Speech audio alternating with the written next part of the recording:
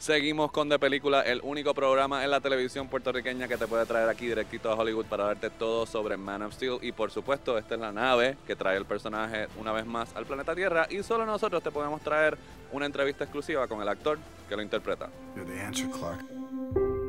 Can't I just keep pretending I'm your son? You are my son. But somewhere out there, you have another father. And he sent you here for a reason. And even if it takes the rest of your life,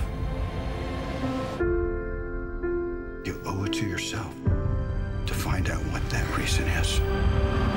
Interesting, and then this one, the alien aspect of the character is addressed, but you get to play the most human, the humanity of the character more than anybody else, I think. Do you find that interesting, or do you agree? I do agree, very much so. I think it's always been there, certainly in the comic books, it's always been there. It's just we have the opportunity to tell it in this movie. Nothing is taken for granted. Yes, there's an alien living on Earth. What does that mean? What would that mean to us if we discovered it? And what would it mean to the character, that alien who's living amongst us, to exist in that way and in that manner? And I think those are important questions to ask.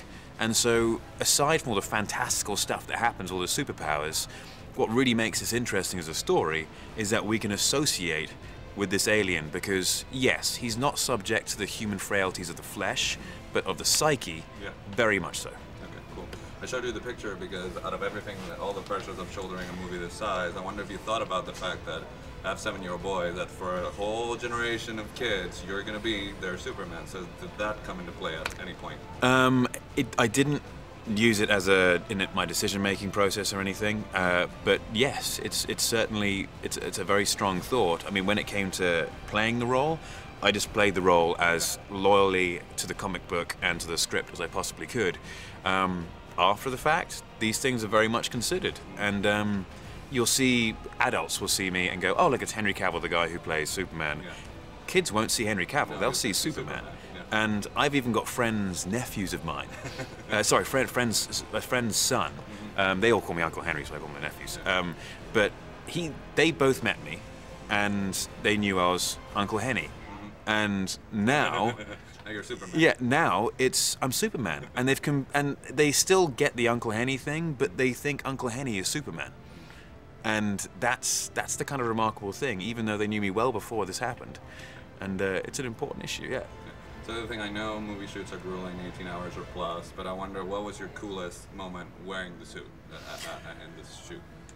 There's this moment in Smallville, that's sort of a showdown moment, and it wasn't even during shooting. I was standing there between setups, just, waiting for cameras to get in the right place and everything, and this slight breeze picked up, and I felt the cape just kind of lift behind me, and awesome. I just saw sort of people start turning, and I was like,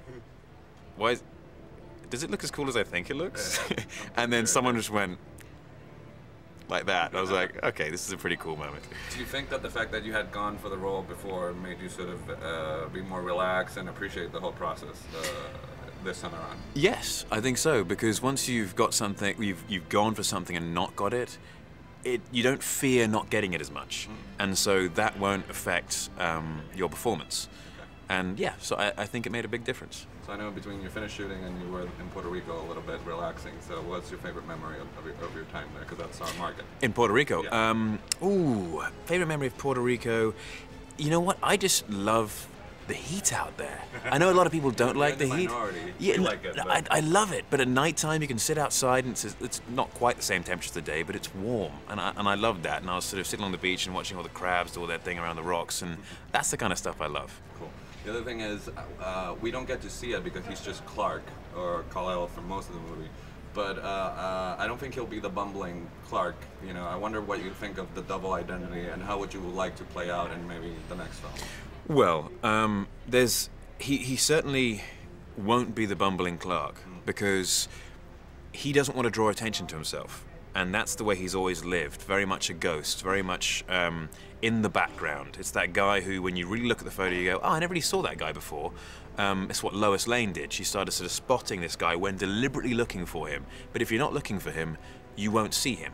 And if you're a guy who's bumping into stuff and knocking things over and spilling coffee on yourself, all you're doing is drawing attention to yourself. And this is not what Clark will do this time round. Okay, well, pleasure talking to you. Thank you very much.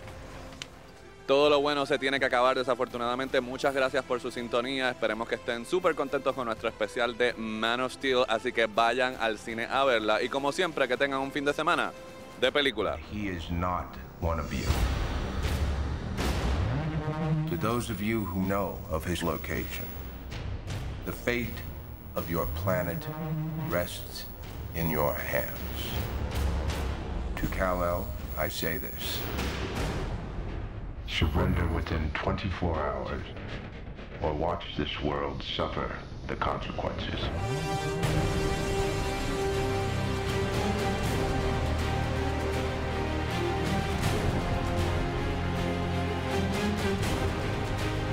You will not win. For every human you save, we will kill 1 million more. I won't betray them. You already have.